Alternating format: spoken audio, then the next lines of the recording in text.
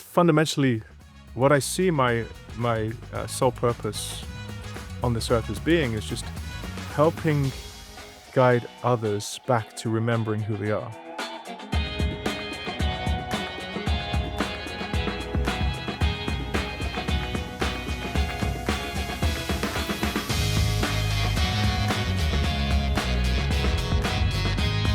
It's 1997 when I probably last saw you, probably at school. It's currently 2025. Yes. What's been happening? Wow. Yeah, where to start, man? Exactly. How do I explain that life journey in 97 and Although I say that, we did just touch briefly before we started recording about your music and your band, and I remember having your CD, so it must be a few years after that. So yeah, man, like, what's been going on? I feel like I see you every day on socials, and I feel like Right. it's almost like that disconnect of reality, right? So yeah, True, there's one big mammoth gap, right, between where we were, like, 'cause, in different years at school, in secondary school back in Devon, and then, suddenly we see each other kind of doing different but similar work, yeah, with man. the same basis. Well, what I see you showing up on the LinkedIns and the Instagrams, and it's like, "Cool, I know that guy, wow." And yeah, I love seeing what you're doing there. And yeah, for me, coaching transformation has really been a passion of mine, and, I've been doing it since about a year ago, full time. Before that, it was part-time whilst I was still in my corporate role, but going all the way back to I can't even think what was going on in '97. It's amazing that you have such a year in mind. It What doesn't I have to be 97 though, dude. Oh, true, but I'll try and piece together the story that I've lived and what I remember, and that's, first of all, secondary school. Yeah, that was a shit, man. Like, I didn't enjoy that very much. I have and being very honest, there's a time that is pretty uncomfortable. I was kind of bullied quite a lot actually at that period. Oh wow. Yeah, so that's something I processed a bit later on, but yeah, that really did shake me, that experience for quite some years being bullied at school. But, moving on from that space, I was very much involved in my parish church, let's say. Hmm. I was kind of the pastor's son. I was doing music. That's where I learned to play the guitar. Nice, nice. That's what kickstarted me trying to make it in a band. Yeah, yeah. They didn't have any people leading the music in the church. They're like, "Oh, Dan, can you learn to play guitar so you can lead the congregation?" Wow. Oh, That's how awesome. it started, yeah. But yeah, from that point on, I then discovered, "Oh, I really enjoy this. I can write songs, and I love storytelling. I love writing music." And Love therefore, that. I went on and created a band around me from other people, other like-minded, more edgy, progressive Christians at the time, Mhm. who come on board with this whole idea. And we started to, tour around doing festivals and, trying to get signed. And that got so serious that I decided to move to London, and transfer my job. I was working at advertising company at the time in Barnstable. You would know it, Artavia Oh yeah, Advertising. yeah, yeah. I remember it. Yeah, yeah. There's only a few places that you can really work in Barnstable, um, but they had an office in London, so I transferred there, and we got in contact with the Dutch manager, which is another part of the next part of my story. Mhm. The Dutch manager helped to unlock some more potential for us supporting other bigger bands, signed bands, well-known bands in that Christian scene at the time. So yeah, we did some touring. Not as glamorous what I know that you went on to. Is it New York you mentioned and these Yeah, places? we went to New York and LA, but like we were saying before, it's really weird. We got to be we were almost the like almost the undiscovered moment because we got to do the recording. We didn't really get to do a huge amount of the touring and playing. And I don't know about you, but that's where I get my massive passion, which is probably why I gig so much these days. Right. Yeah. Yeah. Awesome. That's beautiful, man. And well, for me, like I've stopped completely playing music. Nothing. Yeah, I listen to music and I love to dance nowadays. But Nice, dance nice. with my girls. I got 3 daughters Wow. that I live with. I also have 2 daughters from my previous marriage who live in Holland. So I got 5 in total. Wow. And my eldest daughter has just given birth to a daughter. So Oh wow. this feminine energy, man, is Yeah. insane around me. Yeah. So yeah, that's that's quite another element to my life. But yeah, in the evenings, I often make it a point to just put on loud music and just dance with them and just be completely free. I love that. The idea of ecstatic dance, I'm not sure if you've ever heard of that Yeah, idea. yeah. You're just going for it, right? So, Yeah. yeah, I love to I also got the shamanic drum, which I love to use Nice, nice, just to have some nice. fun with them, and yeah, that's so good for self-expression. But going back with the band, yeah, we went to London, we're hoping to get signed. Um, didn't happen. Mhm. Okay, let's be straight up. It's hard. It's a hard business, right? And there's a point where I was always looking for this love of my life, and Yeah. I was in Holland. I was supporting a big band in the Christian scene at the time, and then there's this very attractive Dutch girl. I thought, oh, I'll get married to her. Yeah, that's But that perfect. wasn't your opening line, was it, Dan? Yes. Well, in my thoughts, well, I was like completely like into her, but no, it wasn't. No, no. Nice, nice. I was very, yeah, I was very much looking back. I was very much infatuated and trying to find someone that would Uh-huh. complete me. Yeah, it's funny that you say about that as well because I've definitely got a real deep connection with what you were saying then, and it's like music gives you something, doesn't it? And I found that when I stopped doing the main part of my music career, I was then looking for that same thing, and it is that kind of like, well, what is it? And you're like, because I mean, I'm sure you've probably got a song, and I talk about this quite a lot with my clients about raising their vibration, but and there's a few techniques I use about you creating a playlist basically. So you could know you're going into a certain point, and you're creating that anchor with that song. But I'm sure there's songs in your life where you've had those moments where like you'll hear just like a little bit of the song and you're like takes you back. Is there any like songs from that time that take you back in time like that? Or Oh, yeah. do you even listen to your old music every now and again? That's a really good question, and I completely, yeah, can relate with what you're saying. Mm. But what I ch so what there was a time when I listened to a track that I used to be really into. I used to be into Incubus, Chili Peppers.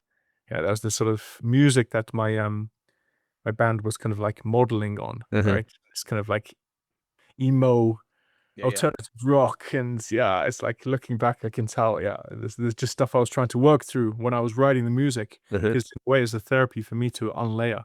Mm. Um, I can't pinpoint a direct song, but what I can remember vividly is that when I listened to the songs of the past, it brought me down. Yeah, Right, it right. made me feel things that are like, "Hey, this is not no longer where I am and who I am." Mhm. Felt like a dense, heavy energy. I felt then, more of a sadness coming up, or Yeah.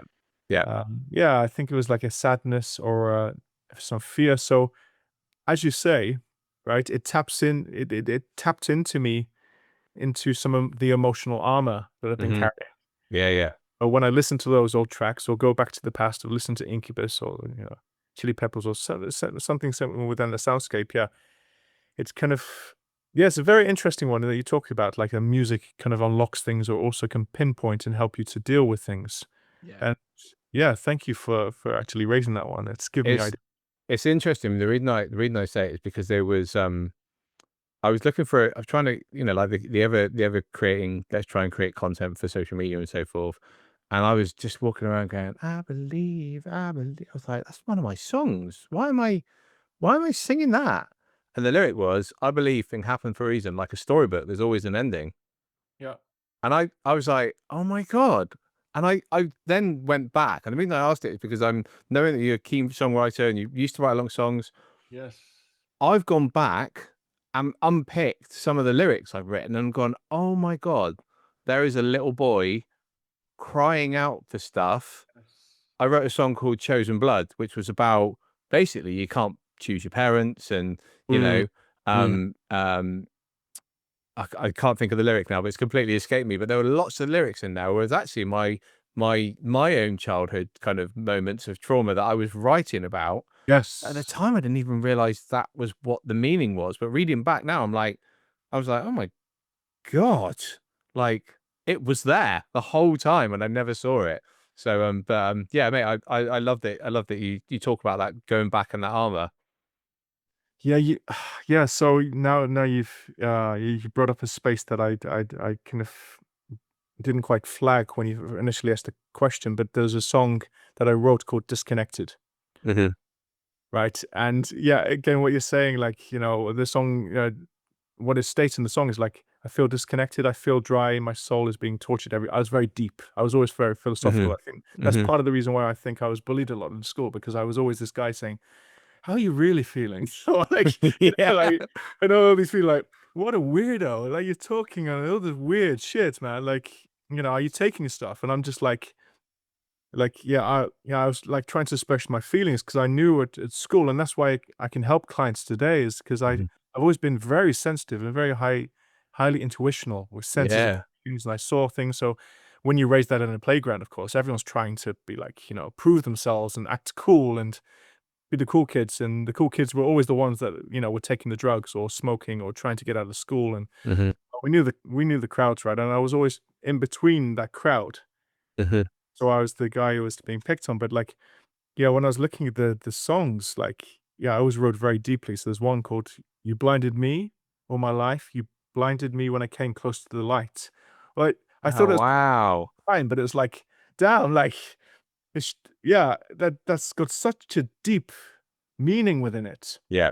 right? That there's just blinded layers within us. I had no idea what I was really writing on one level, but I think my soul did, Yeah. So when I look back, yeah, I could just tell that, yeah, society is just, well, my belief is that we're blinded on a collective level, right? With Mhm. a lot of crap nowadays, especially nowadays on a macro level. And um, actually, the truth is always within. We know the way to go, but many of us have so much numbness and layering from conditioning from external that it takes courage to work through those layers and Yeah. it work. And that's exactly why, I believe that's, what my purpose is today. If that's called coaching or just Daniel, to help Yeah. people through those layers as I do the work myself, and I'm still on the journey to Yeah. help people on that path. And it's what I sense, yeah, what I see with you as well. I really resonate with Uh, that because I'm gonna tell you something which I haven't actually even said out loud to other people, but I have recently changed the titling of what I did, and the reason I changed the titling of what I did because I didn't feel like a life coach. That I'm not a transformational life coach. I'm way more than that. Mm. I've run my businesses for 18 years. And even as I say that, I'm like, wow, the journey I've been on, and everything that I do, I don't just coach people. I work with people on a mentoring level. We do, a lot of what I do is a lot with yeah, can't even say my own words today. Neuro linguistic programming, and a lot of holistic stuff that we do. And that's just way more than what I did. And like, I love what you just said there. Whether I'm a coach or whether I'm Daniel, and I'm like, as soon as I say that, I feel like that just frees it up because it gets you to be, weirdly, as we were talking about this beforehand, and I talked about this with Fran on the podcast the other day about just rocking up unapologetically you. Yes. So, I'm sorry, I totally interrupted your story then, but it was one of those moments where I was like, songs has something that's just kind of cropped up for me and a lot recently because I've gone back and listened to some old songs, and gone, oh, okay, yeah. So yeah, sorry, I digress. Carry on with your story, dude. Oh, no, like, this is exactly the point, right? That we go off each other and we inspire each other. And I love how it works because this is the work. I see this is the great work. Yeah, yeah, And we're kind of like unlocking and helping each other to remember. And that's actually, if we're talking about, and I'll just talk about this on a the space I'm in currently right now as a mentor, a guide, a coach, whatever road term we want to use, or just Daniel. I'll just say Daniel. Like you said. Um, Fundamentally, what I see my sole purpose on this earth as being is just helping guide others back to remembering who they are. That's it. If I was to sum it all up, I'm just here to hold space, to make people feel safe enough, and to ask those questions so that people may remember. yeah, yeah. And I think that's as simple as where I'm at right now, in terms of my work now. But if I'm gonna digress back to my story, and it's interesting because I don't really talk about my story much, so I've gone to a Share point. whatever you're comfortable sharing with, dude. Yeah, There's, yeah. No, that's okay. I'm basically using this as like, well, I haven't seen Daniel for a long time. What a great way to catch up with him. Hey, let's do it on a podcast. I love that, and I think that is the best way because I've only ever been on one podcast, which is from a coachee who's a filmmaker before, Mhm. and I love the fact that we didn't prepare anything. We just freestyled, and I think that's the best way to do it. Just Yeah, be yeah, ourselves, and then we talk live, and if people get something from it, yes, amazing. yeah, That was right. yeah, yeah. But going from the music, the band, that didn't work out. Okay, we fast tracked into a space where I got divorced. Okay, and at the time, and this has always been my my course of life as well. I never went to uni. Mhm. Right. Um, I I talked my way into a job, right, in an advertising company. I didn't study graphic design prior to that either. I just talked my way into it. So Mhm. I got the job. I worked hard. I can approve myself, Yeah, yeah. and yeah, so then from that point, from the divorce and moved to Holland, like me being an English designer and the fact that I lived in London for a bit, I was able to talk my way into getting a product design job. I never Wow. did design, so I went to this company in Holland, and they just I could just talk really nice. I think maybe it's just something the energy that I carry, or I don't know what it Mhm. is. People just trust and believe, and then I get into the job and think, shit, how do you do this? I don't know what I'm doing. Yeah, yeah. But then I slowly catch up, and then I'm able to figure out what to do. And that's kind of been the story of my life. I always actually looking back, and I never realized this before. I've always got jumped into something and then made it happen. Yeah, So that's actually helped me right now to realize, in the territories where I'm looking to, in the middle of doing some retreats in Portugal. yeah. I've never done a 4-day retreat before. Okay. But someone invited me, hey, do you want to do this together, Daniel? A Portuguese coach. It's like, I don't know how to do this, but I know that I can. Mhm. Okay. And So, you're and if you don't do it, you'll never know if you can. right. So it's always just start, right? Yeah. And we hear it around the motivational courses. It's like, so as the fly. So I was trying to get this weird move. Um, but yeah, it's always about knowing that it's a vision within you, and then just starting, just Yeah, putting that date in the future. Say, hey, so for me, it's like July the 2nd. I'm going to do that retreat. We can. How do I know absolutely. this? Because we can, because I've set my intention, and therefore I Yeah, will do it. yeah. Every time, I've always been able to deliver, because I started to realize something very vital for me, which is, I know I'm jumping ahead of the story now. I'm going No, from it's here. fine. You carry on. Okay. But that's what's empowered us to fundamentally make the move from living an average life in Holland, right? A nice, safe life, having enough money, comfortable. Used to live, work in a nice corporate company, a big fashion company where I was leading global UX. Again, I don't know how I got there because I never had a previous experience. But Yeah, again, I did it, and I was able to just own it. So I just realized it's been proven every time I do something, I've got it, and then I've made it happen. yeah, So, yeah, so when it came to a big courageous step of moving from Holland to Portugal and uprooting the family and burning the bridges, selling the house, yeah. even though I've never been to Portugal before, Oh, o- really? other than just work trips to Oh, okay. factories and back Wow. again. So, but that's not Portugal, right? That's just going to a factory because we're there to check fashion, shoes, because I worked for Echo at one time, Yeah. or Marco Polo, which is a high fashion brand, but never been to Portugal to, like check it out to see if it's a place to. Wow. So I just had something intuitionally within me saying, hey, this is a space where we can create freedom for our family, where we can buy a piece of land. It's affordable. Other like-minded people, conscious people who want to create a life, right, on the terms also come here. So the friends around us are very much people who have chosen to act courageously. And you see that with the quality of people around you. Right? Some people have just chosen to leave the system in Holland and just move into a yurt with a family, and they have like our camper van, like this 508D Mercedes Benz Classic that they move around in, and that's their life. They've chosen a different way, and for us, what we realized is by making this move over to Portugal, by taking this step, Um, Firstly, we didn't have a house. Okay, then I put out a message out on Facebook. It's like, hey, our family is, we really feel to move out to Portugal. So if there's anyone that has a house to spare that we can live and rent in, yeah, please let me know. And within 30 minutes, a Belgian lady who owns this a big quinta, like a big, with massive walled garden. It's a beautiful, idyllic space. And she's like, I don't, I'm not renting the house out, but I just feel something inside me tells me to offer it to you for this bridge to Portugal. And if you know anything about Portugal, it's notoriously hard to get a rental, to get your foot into a decent place. Hmm. Well, and we're now blessed with just like, living in this house, this space that we Wow. now we maneuver and find our land, which is a vision within our hearts. So this came to us because again, we took the step, right? First we said we're gonna move. We're gonna move to Portugal. So we walk, and I love this Christian term, this tradition of walking by faith and not by sight. What does that mean? Hmm.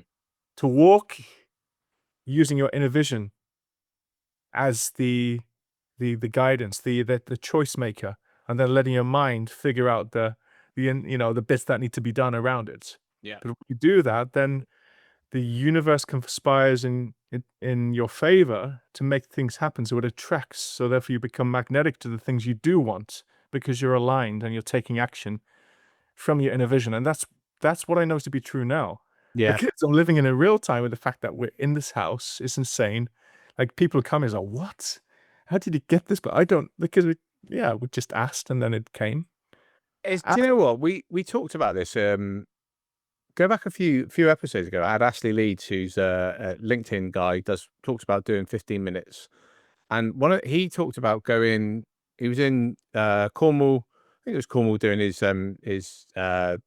was training to become a chef, and he was given the advice to just ask questions. And I think it's so powerful, isn't it? It's just asking, and that for me is like that's just asking the universe. This is where we want to go because there's somebody somewhere who's probably going, God, we can't get anyone to rent this property. Like, or we really like, what are we going to do with that property? And somebody somewhere is going, I haven't actually asked if anyone wants to rent a property, but you Yeah. asked, we're looking for a property. And I think it's funny, isn't it? That sometimes people they genuinely do hold back on asking, whether it's pride, whether it's what it is. But I think just sometimes asking the simple question can really open some doorways, right? Absolutely, and to build off that as well, I think for me, what the learning has been is to first make it known what you want, Uh-huh. then asking, right, and putting the question out there so people can choose to respond Hmm. to that, request. So, because what I've known to be true now is that for myself, my belief is that I am the creator of my life.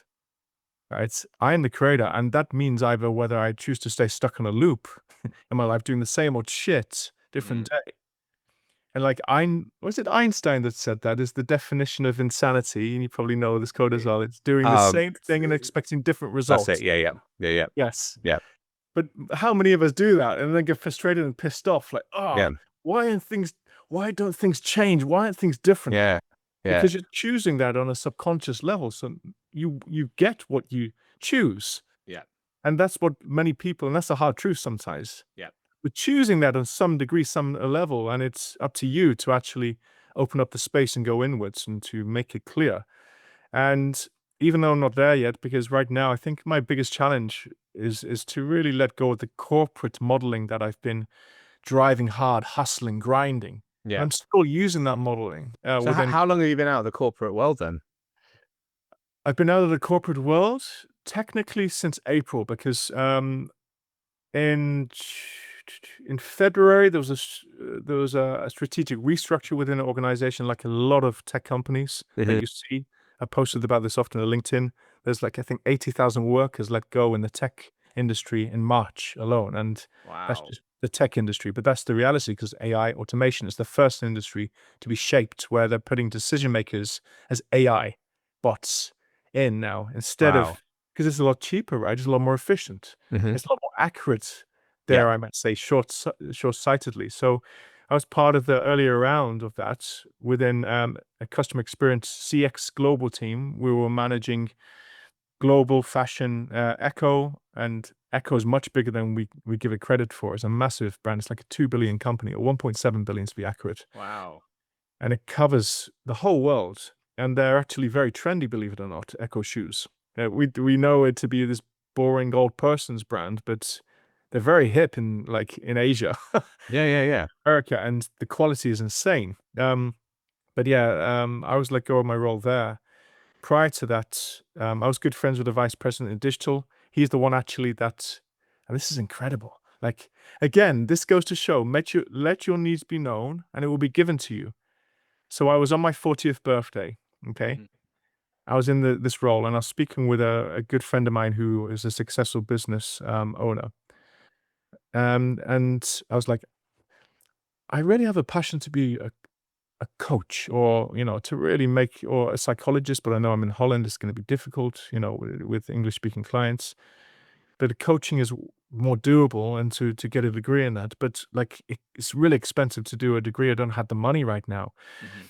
And then he's like, why don't you just approach the vice president and provide him with a case, because this is there was at the time, it was a 15K program, right? The one that Right. went, it's through IPEC, it's in America, it was the leading Mhm. coaching school at the time. So I booked in the time with him. Yeah, I'm just gonna try it. Why not? Booked in the Wow. time with the vice president and said, "Hey, so here's the pitch. I can increase the ROI and help the team. I see a lot of problems within the team, and that there's a lack of safety and cultivating safety within the organization. So, so what about if I just train as a coach and I can help you with this and help you see the blind spots?" And he's like, "Great idea. It's 15K. Still, great idea. Do Yeah, it." yeah, yeah. He's so under such pressure, but also actually didn't make sense of looking back at it, because the budget is typically around 1,500 euros, right, for training a year in Mhm. a corporate. So to be given 15 grand, well, yeah, maybe like Echo will be watching this podcast and like, what? Why did he give you 15 grand then? But the difference is, and this is one thing I think is huge, especially with coaching, is if businesses and big corporates spent more time on, because like they're always talking about customer retention, but if they also, like we just talked about there as well, going from within, and if they look after their internals and look after their staff and their well-being, I you know I just think it's phenomenal what people will get from people if they come to work with a smile on their face, right? I think some of this like extra well-being and things that, and it's interesting. I've just recently listened to Simon Squibb's book, and he talks about if you've got an idea, like why don't you tell your boss? Because your boss might be your first client.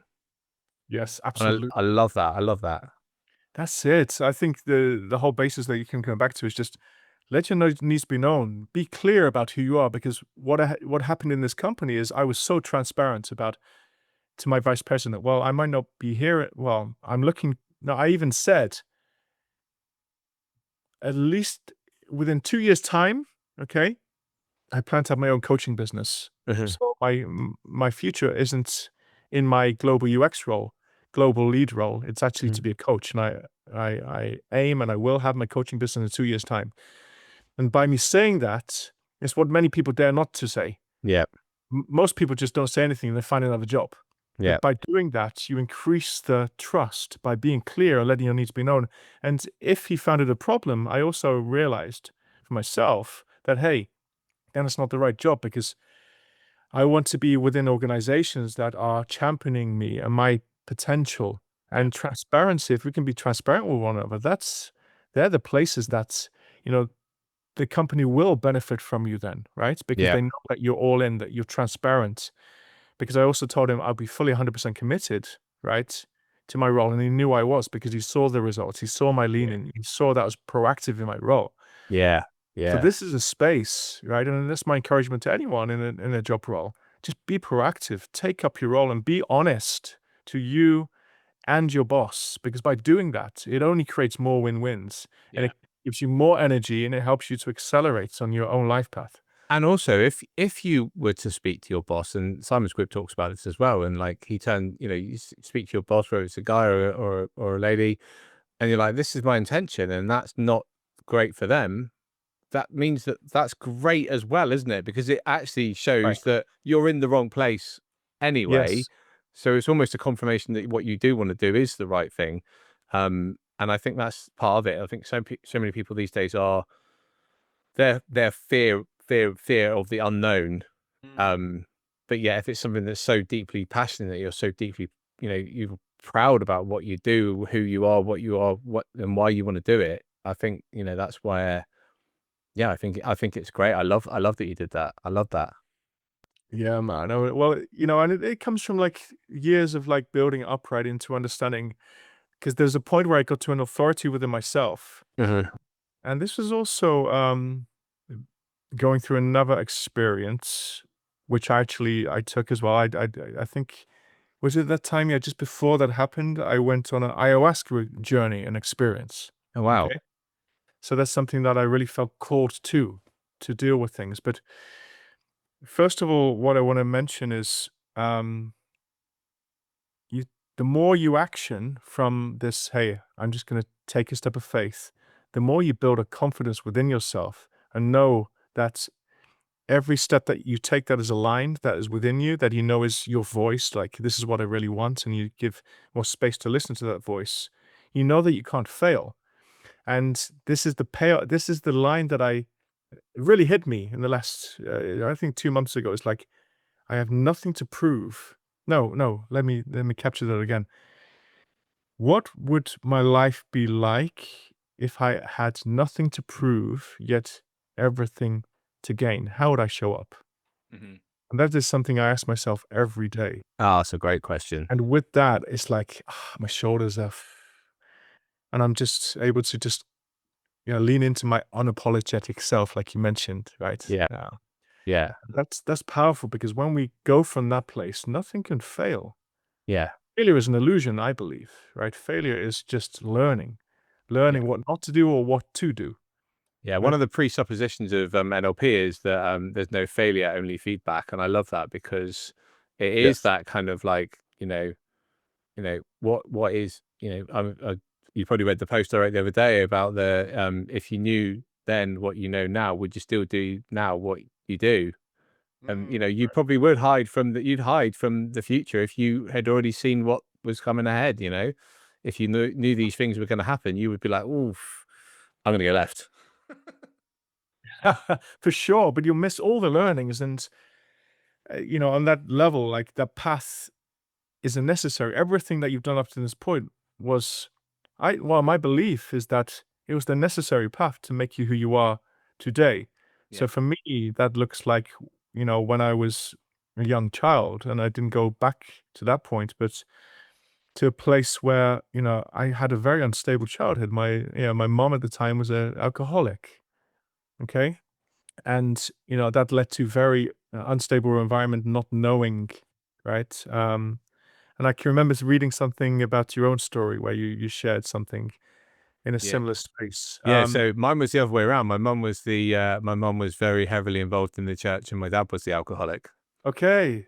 Okay, so we have some similar alignments in some way, shape, or form there, Yeah, in terms of Christian background in some shape yeah, or yeah, yeah. alcoholism. And I used to class it as I was never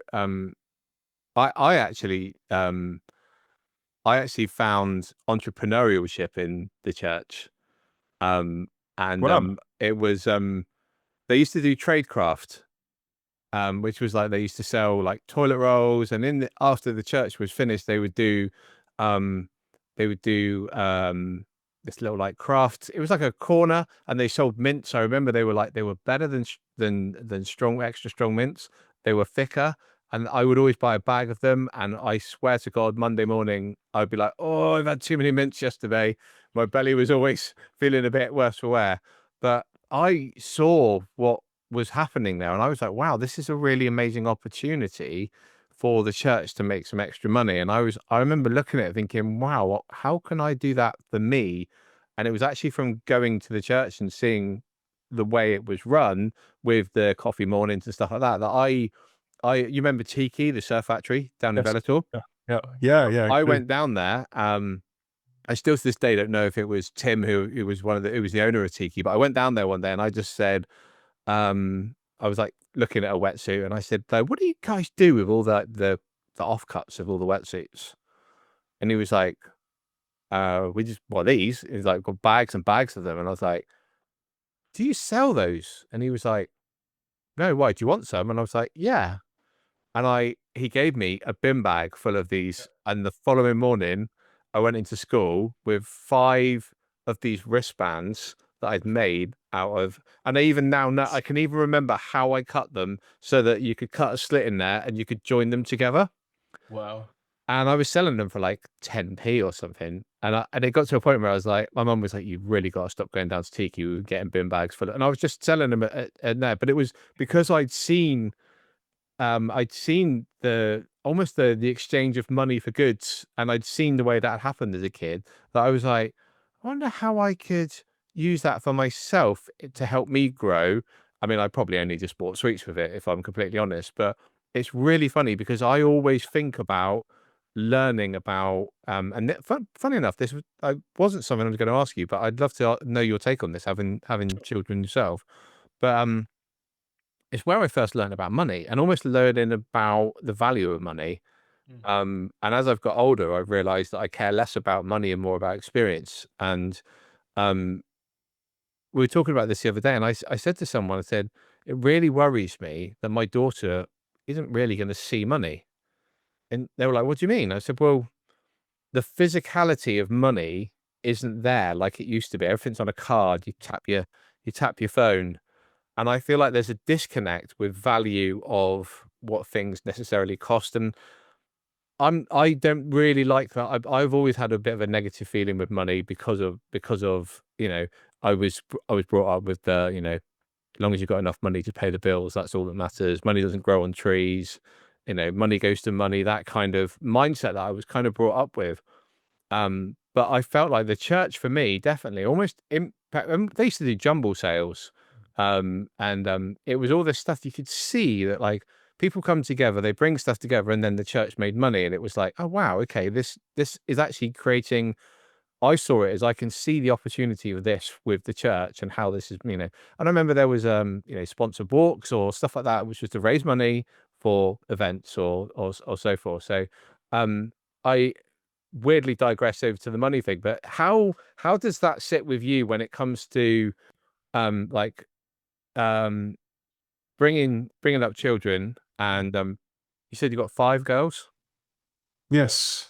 So Yeah. how does that sit with you when it comes to like their future, when it comes to kind of like money, values of like, and the way you're choosing to live now is obviously very different from the way your upbringing was. And if you tell me there's a patch of land next door, I want to know more, because that would be like, my wife and I have always had this Mm. dream of living on a farm and being completely self-sufficient. Right. Um, absolutely would I've always loved the idea of having like a water wheel that's kind of running itself but creating energy. I love all that stuff, and I think that's my dad's background of engineering. Oh, amazing. So how does that fit with you then, with like the way you're bringing up your children now, could compared to like how you were brought up? Is there like some key differences that you can see, or that you're, and I don't mean this in a like, oh, my mum did this, I'd never do that, but is there like a way of of doing it differently that you think? That's a really good question and one I've never been asked before. And it's interesting because I know, first of all, myself, it's a challenge within me to let go of scarcity, the idea that there's a lack of. Hmm. So Yeah. I'm starting first with that place because I think it's all down to me and how I lead and do life. And I can talk about my ideal, what I'm, where I tend to be in terms of with my children, because yeah, my parents never had enough money, right? My dad left the Royal Air Force, the RAF. Was Um, he based at Chivna? yeah, it was for a time. Yeah, Oh yeah. wow, wow. So I was a forces kid, and then we come out because like, oh, we like Devon, let's stay here. And then they got all holy and wanted to do the Lord's work. So I kind of like got put into this, in the slipstream, let's say. But they never had enough money, and they're giving quite a lot of charity by other people who were part of the vision, right? Well, in a way, they were doing entrepreneurialism, right? They're setting Mhm. up a church. What do you call it? I forgot what it's called now. When you Yeah. pioneer a church. So that's what they did. They did it from the ground up. So it's funny. You're helping to reflect actually a lot of value that they also taught me, right? To show up, to do this, to build it. It takes guts for sure, like to do such a thing, Yeah. especially when you have a strong conviction, a strong faith. And I think that one thing I probably should have mentioned in all of that is my mum is very non-entrepreneurial, but when I look back, she was part of that process growing up at the church, doing all of the helping and the Huh. yeah. Yeah, so she was, yeah, feeding into the vision that she clearly cared a lot about, and fundamentally what the church is about is helping others, right? Yeah. Serving others, loving one another. That is the Great Commission when you strip it all down, which I still believe is true to this day, right? It's that the core message. But when it comes down to money, yeah, reflecting back, it's coming up as I'm thinking about it because I see a lot of correlations. Um, they did walk by faith in that respect, right? There was moments, and I saw this myself. It's like, oh, we don't have enough money for the rent, and then suddenly someone shoved an envelope through the door with that money to pay for the rent, Mhm. without them even making it clear that they didn't have any money. So it already showed me that hey, there's something bigger than like rational, logical living in this world. Yeah. There's something that you can tap into here. There's something more. So in that respect, And I I like think with positive intention as well, I think that's something that's really key, right? yes, yeah, exactly. So like you're really having that because again, you can either feed the negative, which will draw the opposite result and draw right. And that's why I always I spoke with a coaching client about this the other day about your magnetic either way. We Mhm. talk about this magnetism, right? Or law of attraction. You hear about a lot about this in spirituality.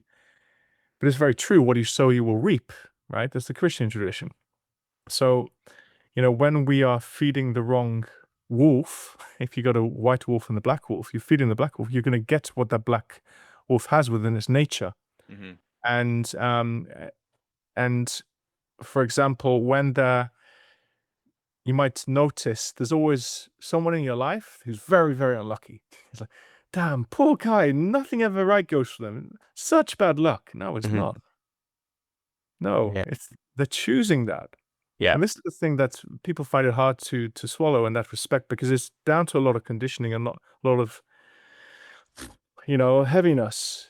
But I think it was Paul McKenna that talks about, I could be wrong here, but I'm sure it's Paul McKenna that talks about, um, in order to be lucky, you have to believe you're lucky. And I think that's something, it's like you have to believe, you know, um, you know, it's, I come back to that bloody song lyric again, which I'm just suddenly, I'm like thinking I'm gonna have to go and like have a read of all my old song lyrics again, but it is, R. Kelly. whether no, not no, not those ones, no. But if you think about it, like there are so many simple things that people, um, you have I suppose the strict correlation there with like things that like various different religions and different churches and the way people have different beliefs, people's different spiritualities and so forth. But I think they all come back to belief, right?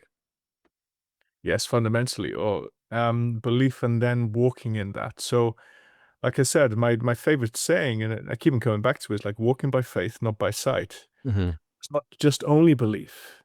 Yeah. But otherwise, it just stays a story, it stays a concept. Yeah.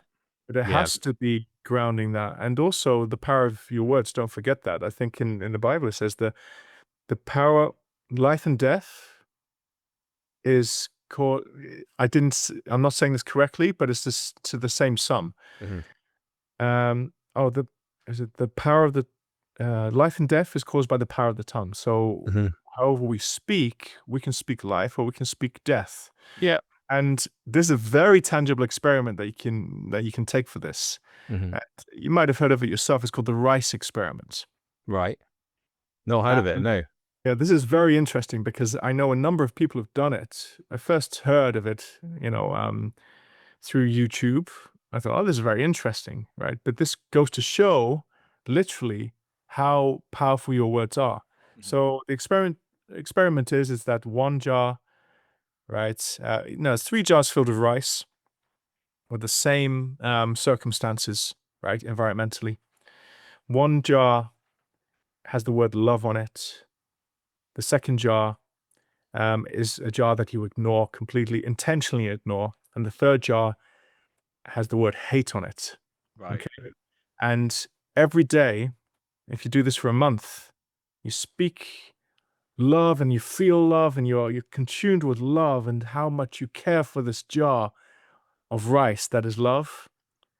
And then you go to the jar that you intentionally ignore it. So it's aware that you're ignoring it. This sounds very woo, but try it. No, I love all of this.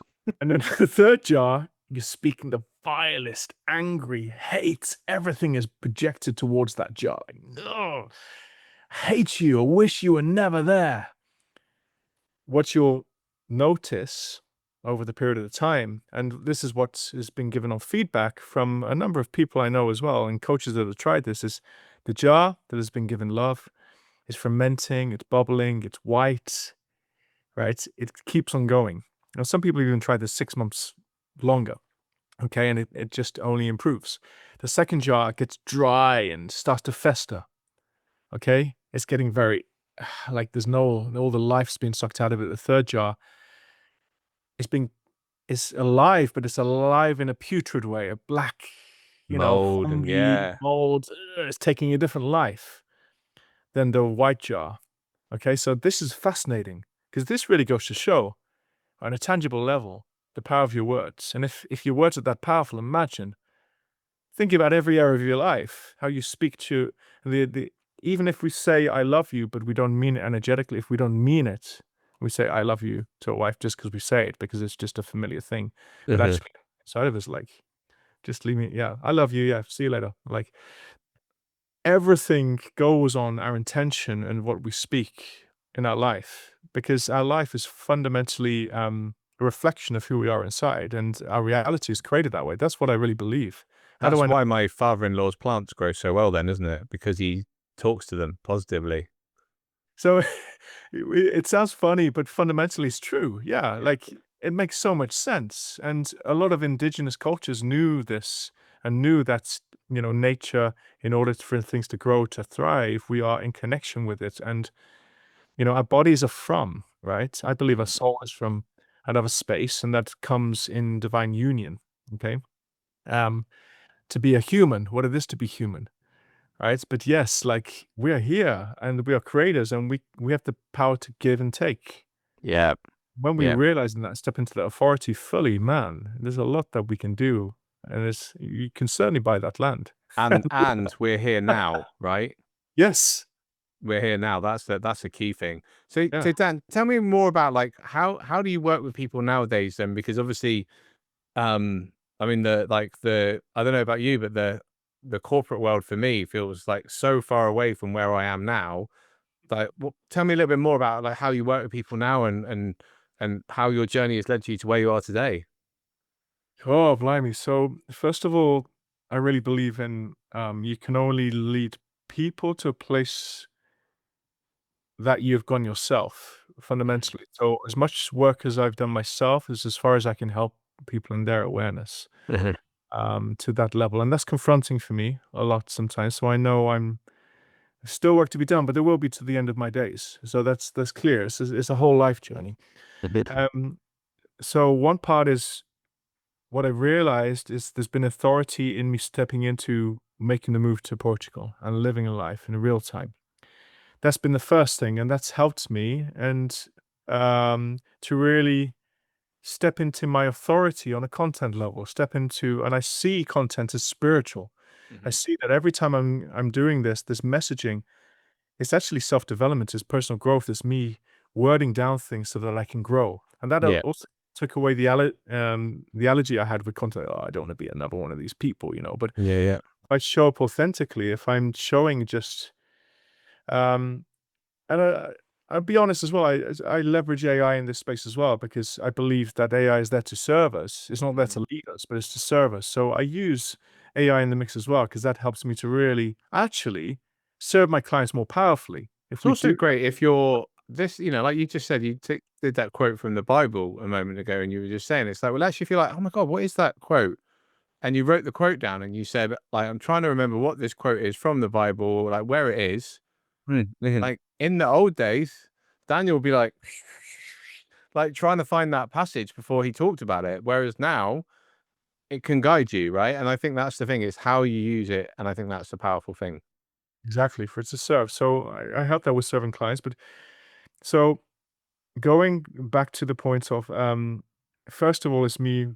I'd serve them by walking the talk myself. If I'm not doing the work, if I'm not going through the work myself, then I limit, right, who I can help.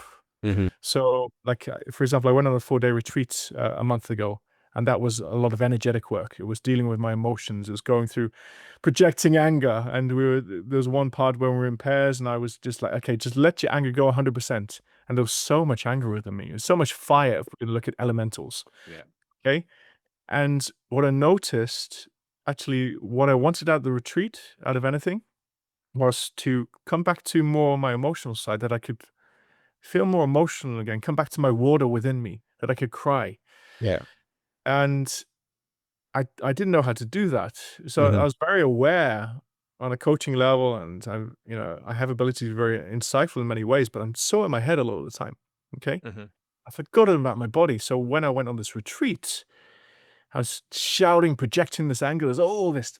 It's like, don't hold back. All the dragon within you, all the vileness, just do it. Just bring it out. Yeah. That was so good. Yeah. Honestly, Yeah. I'm in there, man. How was your throat afterwards? Because I always find when I do those kind of things, I've done a couple of things like that. Well, I did one a couple of years ago, which was on Zoom, and I thought my neighbours must just be thinking, "What the hell is he doing?"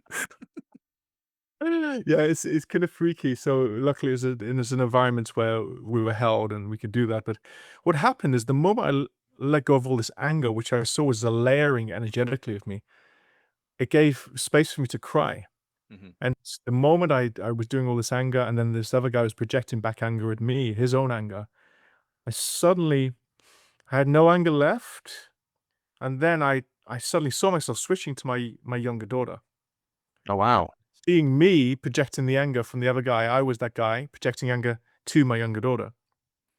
And then Wow! just tapped into her emotions. And I was just crying. I was crying and crying, and I couldn't stop. And while this anger was projected. And then I realized what I was doing on a energetic subconscious level in my family. And my wife mentioned this. Hey, Daniel, there's a heavy energy around you. Since you've been away, everyone's been at peace. I'm like, oh, that's hard to hear, man. Yeah. Because I've been carrying this heaviness of I have to work, I have to hold it all together. I'm the provider. I got oh, poor me, victim state. Hmm. I know I was in that space. But what I realized what I was doing, even though it wasn't obvious that I was angry, they felt it. They felt the heaviness within me, this anger, Yeah. this real intenseness. So at that point, it helped me to really release and come back to my emotions. And since then, I've been choosing the way of water, like Avatar 2 says. Nice. To really go into listening to songs that open me up to feel, to breathe. And since then, what I noticed the moment I did the work, there's more clients coming to me because it kind of unblocks things as well. The moment you do work, Yeah. you, then your messaging becomes clearer because you're becoming clearer and Yeah. your presence is becoming clearer, right? In Yeah. your life, but also online. And there's been this incredible exchange. So, who do I help? Well, I fundamentally help people. My position is 35 plus. Hmm. Right, it is where I started to shift myself. I believe life is in 7-year cycles, and every 7 years is like a doorway that you walk into, and you can choose to change to capture that energy into a new part of your life. At 35, that was my shift, Amazing. where I also chose to go through ayahuasca experience and to deal with my first layer of trauma, which helped me to release a lot and to realize, damn, there really is something else out there. Wow, okay, shit. Um, and a lot of people 35 plus is a moment in time where you've already built your life, right, to a certain level. You had the car, you have all those things, you had the house, the the narrative. Yeah. Yeah. Yeah. a lot of people in that familiar loop though, like, shit, if this is it, this is not what I signed up for. I thought this would give me happiness, but it's not. I'm just stuck in the same patterns. I'm still stuck in the evening, just watching Netflix whilst on my phone at the same time, and looking for the next thing to buy. That's the cool next tech gadget. Which I'll put my hand up. I'm still doing some things like that today, Yeah, right? yeah, but, again, Um, that's also the way, I mean, I've recently just put a social media block on my phone so that I can't go on to any, as I like to call them, doom scrolling apps between 7 p.m. and 9 a.m. when my daughter well, my daughter's already at school at that point. So even so, if you ever see a post from me on any of those times, they're always scheduled. Sorry, spoiler alert. that um, makes sense because but that's yeah, the that work for us. Yeah. and that's the thing, because I found those moments of, like, looking at those. I mean, I love a gadget, but you look at those things, you're like, oh, just before bed, you're like, and it's not good for you. It's not good for your environment for the next day, is it? So, No, true, and that's where actually we're within the evenings. I'm not sure if this is something that you already do, but like intentionally, and actually, I want to be going more to reading in the evenings. Full stop. Just mhm. reading paper and red light. Yeah, Oh, I'm luckily I'm not in Holland anymore because red lights always get confused. But like in Portugal, it's a bit safer, right? Got the yeah, red yeah, light behind me. I'm in the yeah, bedroom at the moment. yeah. But yeah, red light and taking away any blue blocking. So on the phone, you can do the red light filters, right? And that helps to get your circadian rhythm in check and keep it in check. Because we were never designed. This blue light is actually toxic for us, really toxic for our rhythms. Like That is exactly why I wear a Whoop, all so I right, can have a constant update daily on how I'm sleeping, how my no, body's adjusting. awesome. And there's so much research in circadian rhythm. It's yeah, it's phenomenal, and it's something that I've kind of gone quite a lot deeper in over the last few years. And you know, I think with all of these things, when it comes to certain technologies, you can use them to your you can use them and obsess over them, or you can use them as a tool. And I think that's, yeah, definitely. I think blue light is well, it's a huge one, and I've definitely seen an increase since I've been using this app. That I'm not using my phone after 7 o'clock. I'm sleeping better. I'm sleeping deeper, and I'm quite happily just waking up at 6 a.m. without even thinking about it, rather than waking up to an alarm. Oh, amazing. Good to Uh, hear. Thank you yeah. for like that's an encouraging thing for me because like I haven't got that under wraps fully. Like it's red light filters that I'm using. Mhm. But yeah, the intention is there, but I'm going through a lot of restructuring in my everyday weeks as well, and really choosing now Mondays and Fridays to be non-client days. So I'm actually Nice. going through, and this is the next shift that I'm going through, and I've invested heavily in an incredible mentor who's going to help me to just energetically shift. And we talk about systems, right? Setting up systems that serve us, that don't lead us, Hmm. serve who we are, Yeah. how we can cultivate presence so we can be fully engaged. So for me, it's like Tuesday, Wednesday is now client days. Like I do high energy. Monday is sacred energy day, Hmm. right? So these sort of things is a shift that I'm going through myself. But the reason I explain this is what I do with clients as well is because whatever I do, what I learn, right, and then you live it, then you can give Yeah. it. Yeah. Okay. Yeah. So like whatever I do, I then it's crazy to give clients things that you haven't already gone through yourself. But like when you embody it, then you can pass it down. Yeah. Right? You have the authority, then you have the presence. But yeah, I'm very thankful to help both men and women alike. I nearly started to niche more into men Hmm. because I'm like, oh, men need it more. And I wonder, I think men and women both need the help. And if I can give it to them, and I've got equal in clients, men and women. Okay. And it's really focused on people that are highly intuitional, often suppressing their gifts, often fitting into a structure that's, and it can be, there's a lady in America that I help who's from the pharma industry. You get paid Yeah. a lot of money and the stress is insane. Yeah. And, she's now, creating a thriving coaching business with healing and using biofolk tuning and things to help Oh, other wow. people. Yeah, very interesting. Um, Wow.